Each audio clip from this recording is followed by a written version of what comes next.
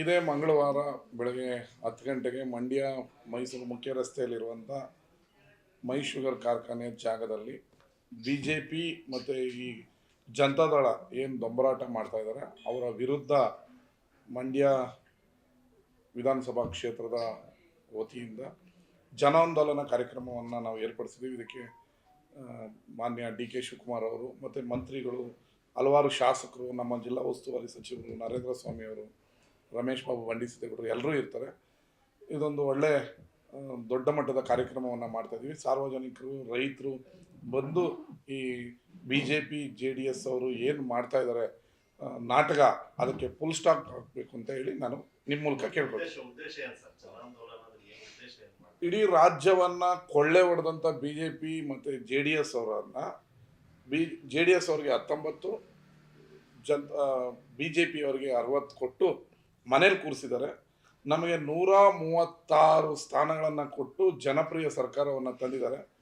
ಇಲ್ಲದೇ ಇರುವಂಥ ಕೇಸನ್ನು ಹುಟ್ಟಾಕಿ ಅವರ ಕಾಲದಲ್ಲೇ ಸೈಟನ್ನು ಕೊಟ್ಟು ಮುಖ್ಯಮಂತ್ರಿಗಳ ಪತ್ನಿಯವರ ಹೆಸರಲ್ಲಿದ್ದಂಥ ಜಾಗವನ್ನು ಅವ್ರಿಗೆ ಹೇಳ್ದೆ ಕೇಳದೆ ಲೇಔಟ್ ಮಾಡಿ ಮೋಸ ಮಾಡಿದವರು ಮೂಡಾದವರು. ಲೆಕ್ಕದಲ್ಲಿ ಮುಖ್ಯಮಂತ್ರಿಗಳ ಪತ್ನಿಯವರು ಮೂಡಾದ ಮೇಲೆ ಕೇಸ್ ಹಾಕಬೇಕಾಗಿತ್ತು. ನನ್ನ ಜಾಗವನ್ನು ನನಗೆ ಹೇಳ್ದೆ ಕೇಳದೆ ಅವರು ವಶಪಡಿಸಿ ಸೈಟ್ ಮಾಡಿದ್ದಾರೆ ಅಂತ 420 ಕೇಸ್ ಹಾಕಬೇಕಾಗಿತ್ತು. ಯಾರ್ದೋ ಜಾಗವನ್ನು ಮೂಡೋದವರು ಹಂಗೆ ಅಕ್ವೈರ್ ಮಾಡಿ ಸೈಟ್ ಮಾಡೋಕ್ಕಾಗತ್ತಾ? ಹೇಳ್ದೆ ಕೇಳದೆ ಆಮೇಲೆ ದಮ್ಮಯ್ಯ ದಪ್ಪಯ್ಯ ಅಂತೇಳಿ ಮೂಡೋದವರೆಲ್ಲ ಬಂದು, ಇದೇ BJPಯವರು ಮೂಡ ಅಧ್ಯಕ್ಷರಾಗಿದ್ದರು ಅವತ್ತು. ಇಡೀ ವಿಜೇಂದ್ರ ಅವರ ಕಂಟ್ರೋಲ್ ಇತ್ತು ಮೂಡ.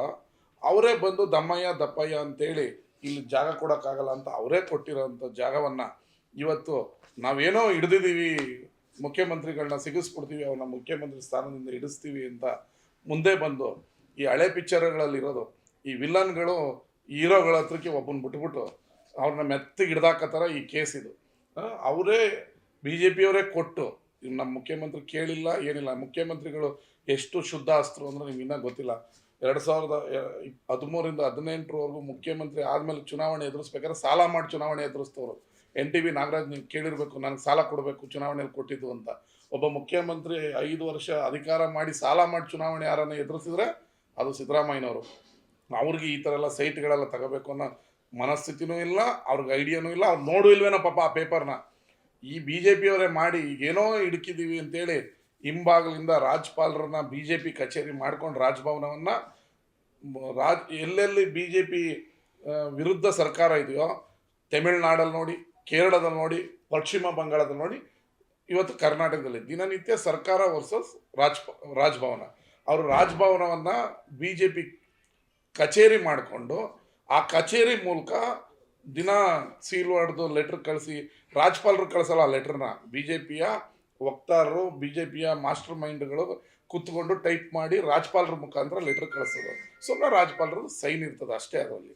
ಈ ಹಿಂಬಾಗಲಿನಿಂದ ರಾಜಭವನವನ್ನು BJP ಕಚೇರಿ ಮಾಡ್ಕೊಂಡಿರುವಂಥ ಇವರು ಇವತ್ತು ನಮ್ಮ ಮುಖ್ಯಮಂತ್ರಿಗಳನ್ನು ಸ್ಥಾನದಿಂದ ಕೆಳಗಿಳಿಸ್ಬೇಕು ಅಂತ ಹುನ್ನಾರ ಮಾಡಿಕೊಂಡು ದೊಂಬರಾಟ ಮಾಡಿಕೊಂಡು ನಡ್ಕೊಂಡು ಬರ್ತಾ ಇದ್ದಾರೆ ಇವತ್ತು ಇಲ್ಲಿ. ಅಲ್ಲೂ ಕಿರಿಕು ಕುಮಾರಣ್ಣ ಮೊನ್ನೆ ಅಂದರೆ ಇವ್ರು ಯಾರೋ ಮೂರ್ಖ ನನ್ನ ಮಕ್ಳುಗಳು, ಇವರೆಲ್ಲ CD ಬಿಟ್ಟವನು, ಪೆನ್ ಡ್ರೈವ್ ಬಿಟ್ಟವನು, ತಿಮಿಂಗ್ಲಗಳನ್ನ ಪಕ್ಕದಲ್ಲಿ ಕೂರಿಸ್ಕೊಂಡು ಸಭೆ ಮಾಡ್ತಾವ್ರು, ನಾನು ಬರೋಲ್ಲ ಅಂದರು. ಈಗ ಅವ್ರನ್ನೂ ಸೇರಿಸ್ಕೊಂಡು ಇವರು ನಡೀತಾವ್ರೆ ಅಂದರೆ ಇವ್ರಿಗೆ ಒಂದು ನಿಲುವಿಲ್ಲ, ಇದಿಲ್ಲ. ಇವ್ರಿಗೇನು ಅಂದರೆ ಅಧಿಕಾರದ ಅಪಾಪಿ, ಸಿದ್ದರಾಮಯ್ಯನವ್ರು ನಿಲ್ಲಿಸ್ಬಿಡ್ಬೇಕು, ನಾವು ಮುಖ್ಯಮಂತ್ರಿ ಆಗ್ಬಿಡ್ಬೇಕು ಅನ್ನೋ ಒಂದು ಗೊಂದಲದಲ್ಲಿ ಈ ಡ್ರಾಮಾ ಕಂಪನಿ ಬರ್ತದೆ. ಅದನ್ನು ತಡೆ ಹಿಡಿಬೇಕು, ಆ ಡ್ರಾಮಾ ಕಂಪನಿಗೆ ಉತ್ತರ ಕೊಡಬೇಕು ಅನ್ನೋ ಕಾರಣದಿಂದ ನಾವು ಜನಾಂದೋಲನ ಕಾರ್ಯಕ್ರಮ ಇಟ್ಕೊಂಡಿದ್ದೀವಿ. ನೋಡೋಣ ಬಿಡಿ, ಇಲ್ಲೇ ಇದೆಯಲ್ಲ ಫೀಲ್ಡು ಇದೆಯಲ್ಲ. ಪಾದಯಾತ್ರೆ ಮುಗಿಯೋಷ್ಟಲ್ಲೇ CM ರಾಜೀನಾಮೆ ಕೊಡ್ತಾರೆ, ಆನಂತರ ಸರ್ಕಾರ ಪತನ ಆಗುತ್ತೆ ಅಂತ ಹೇಳ್ತಿದ್ದಾರೆ ಅವರು. ಅದೇ ಕುಮಾರಣ್ಣನೇ ಮತ್ತೊಂದು ಹೇಳಿದ್ರಲ್ಲ, ಇದು ಪಾದಯಾತ್ರೆಗೆ ನನ್ನ ಬೆಂಬಲ ಇಲ್ಲ, ನನ್ನನ್ನು ಹೆಂಗೆ ನಡೆಸ್ಕೊಂಡಿದ್ದಾರೆ, ಏನೋ ರಾತ್ರಿ ಹೆಂಗಾರು ಚೆನ್ನಾಗಿ ನಡೆಸ್ಕೊಂಡ್ಬಿಟ್ರ. ಅವರಲ್ಲಿ ಗೊಂದಲ ಇದೆ ಬಿಡಿ. ಅವ್ರದ್ದು ಏನಂದರೆ ನಾಯಕತ್ವ ತಗೊಳ್ಬೇಕು ಅನ್ನೋ ಕಾರಣಕ್ಕೆ ಹೋರಾಟ ಮಾಡ್ತಾ ಇದ್ದಾರೆ. ವಿಜೇಂದ್ರ ಹೊಸ್ದಾಗಿ ಅಧ್ಯಕ್ಷರಾಗಿದ್ದಾರೆ, ನನ್ನ ನೇತೃತ್ವದಲ್ಲಿ ಪಾದಯಾತ್ರೆ ಆಗಬೇಕು ಅಂತ ಅವರು. ಇವ್ರು ಬೆಳೆದು ಬಿಡ್ತಾರೆ ಅಂತ JDS ಅವರು ಸ್ಥಾನನ ಕಿತ್ಕೋಬೇಕು ಅಂತ BJPಯವರು. ಅವ್ರದ್ದೊಂಥರ ಗೊಂದಲ, ಅದೊಂಥರ ಡ್ರಾಮಾ. ನೋ ಪ್ರಾಬ್ಲಮ್, ಅಷ್ಟೇ, ಬೇರೆ ಏನಿಲ್ಲ. ಅಲ್ಲೇನು ರೈತರಿಗೆ ಒಳ್ಳೇದ ರೀ. ವಾಯುನಾಡಲ್ಲಿ 350 ಜನ ಸತ್ತಿದ್ದಾರೆ ರೀ, ಯಾವ್ದಾರ ದುರಂತ ಆಗಿದೆ ರೀ. ಒಂದು ಮನುಷ್ಯತ್ವ ಇರೋನು ಯಾರು ಪಾದಯಾತ್ರೆ ಮಾಡಲ್ಲ. ಇಲ್ಲಿ ಕೆರೆ ಕಟ್ಟೆಗಳಲ್ಲಿ ಒಡೆದು ನೀರುಗಳು ತುಂಬ್ಕೊಂಡ್ಬರ್ತದೆ. ನೀನು ರಾಜಕೀಯ ಮಾಡಬೇಕಾದ್ರೆ ಹೋಗಿ ಬೆಂಗಳೂರಲ್ಲಿ ಕುತ್ಕೊಂಡು ಮಾಡು. ನೀವು ಅದಕ್ಕೆ ಪ್ರತಿಯಾಗಿ ಸಮಾವೇಶ ಮಾಡ್ತಾ ಇದ್ದೀರಿ. ಸಮಾವೇಶನ ಒಂದು ಕಡೆ ಮಾಡ್ತಾ ಇದೀವಿ. ಅವ್ರಿಗೆ ಉತ್ತರ ಕೊಡಲೇಬೇಕಲ್ಲ, ರಾಜಕಾರಣದಲ್ಲಿ ಉತ್ತರ ಕೊಡಲೇಬೇಕಲ್ಲ. ಇವರು ಸುಳ್ಳು ಹೇಳ್ಕೊಂಡು ಇವತ್ತೇನಾಗುತ್ತೆ ಅಂದರೆ ಮೀಡಿಯಾ ಸೋಷಿಯಲ್ ಮೀಡಿಯಾದಲ್ಲಿ ಇವ್ರು ಏನು ಸುಳ್ಳು ಹೇಳ್ತಾರೋ ಅದೇ ಸತ್ಯ ಅಂತ ಅನ್ಕೊಂಡ್ಬಿಡ್ತಾರೆ. ನಿಜನೂ ನಾವು ಜನಗಳ ಮುಂದೆ ಹೇಳ್ಬೇಕಲ್ಲ. ಅವ್ರು ಬರೀ ರಾಜಕೀಯವಾಗಿ ಪದ ಕಾಂಗ್ರೆಸ್ ಅವರಿಗೆ 1 ವರ್ಷ 1-2 ತಿಂಗಳು ಆದ್ರೂ ಜ್ಞಾನೋದಯ ಆಗಿದೆ ಅಂತ. ಏನಕ್ಕೆ ಅಂದ್ರೆ ಜನಕ್ಕೆ ಅವರ ಹಗರಣಗಳನ್ನ ತಿಳಿಸೋದಕ್ಕೆ 1 ವರ್ಷಗಳ ಕಾಲ ಆಗಲಿಲ್ಲ ಅಂತ. ಪ್ರತಿ ಬಾರಿನೂ ಹಗರಣಗಳನ್ನು ತನಿಖೆಗೆ ನಾವು ಕೊಟ್ಟು, ಈಗ ಟರ್ಮಿನಲಲ್ಲಿ ಅವರ ಮಾಜಿ MLC ಅರೆಸ್ಟ್ ಆಗಿದ್ರು. ಈ ಇನ್ನೆರಡು ಹಗರಣವನ್ನು ತನಿಖೆಗೆ ಹಾಕಿದ್ದೀವಿ. ನಾವು ಯಾವುದರಲ್ಲೂ ಕಾಂಪ್ರಮೈಸ್ ಇಲ್ಲ. ಅವರು ಪ್ರತಿ ಹಗರಣವನ್ನು ತನಿಖೆ ಮಾಡಿ ಅದರಲ್ಲಿ ಯಾರು ತಪ್ಪಿಸ್ತಾ ಇದ್ದಾರೆ ಅವರು ಜೈಲೂಟ ತಿನ್ನೋದಂತೂ ಗ್ಯಾರಂಟಿ.